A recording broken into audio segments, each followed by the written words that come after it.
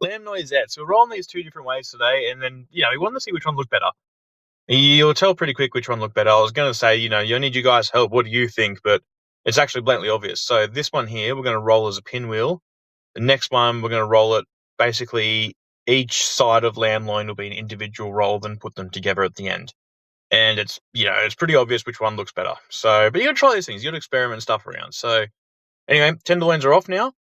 Coming along these pepper bones here and just running towards that backbone. And all we're trying to do is you're just trying to peel that meat slowly, slowly, slowly, just working with it because you don't want to pierce through the skin there. And you can see between that bone and the skin, there's only like 3-4 mil. So it's not a lot you're working with.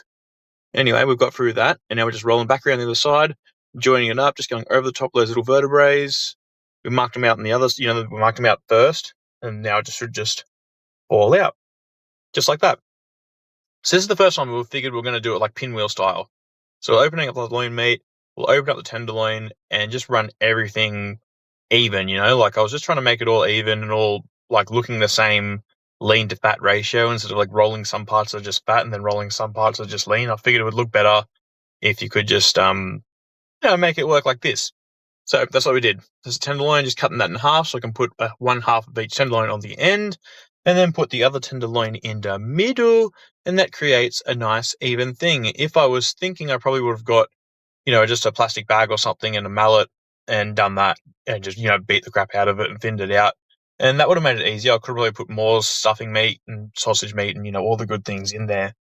And it would have, probably evened out a bit more instead of just, you'll see what it looks like. Anyway, next one here, same thing, tenderloins off firstly, and then going around these, digging. Forgot to mark the other side, so I figured I'd double back and do that now.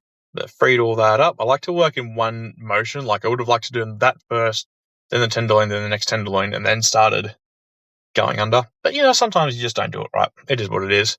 It's part of it. Alright, so going again along the backbone. This one we cut a bit too heavy-handed. So usually what happens when I'm doing the videos, I'll make a little mistake, and then all of a sudden I'm making a dozen mistakes. So I didn't cut it right, and I'm like, fuck, and then did that.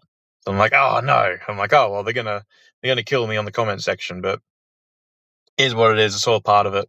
And you can just go like this, cut it, and happy days. Look at that. I'm gonna put that straight back in the middle because, it was a bad cut and too much waste. So I got rid of that. But this one does turn out a lot better than the other one. So I sped it up because it was getting kind of slow. It was, all this stuff took about 5 minutes.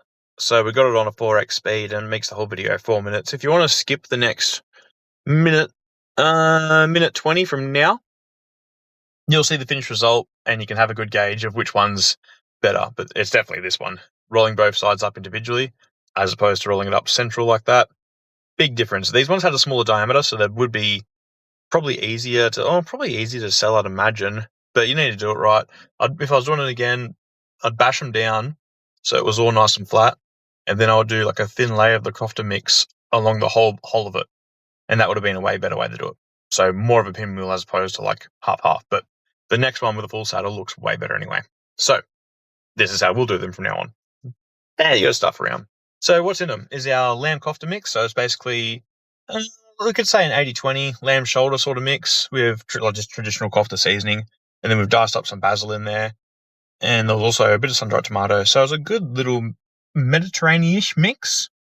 They were real tasty. We were going to have these for lunch and we sort of chopped and changed at the last minute. I made that, I can't remember what the dish is called, but it's like you open up the sausages, push the meat down onto the bread, and then you grill that. And, it's some South American thing, but it was good. Anyway, back at it. So we've got Noisette 1 and Noisette 2. As you can tell, Noisette 2, a lot nicer looking than Noisette 1. So, you've seen the process. You've seen how simple it is to do. Get amongst it. You can do any flavour yourself, this is a great little add-on. It's just, they're a cool little thing to have around. Alright, I'm out. Catches.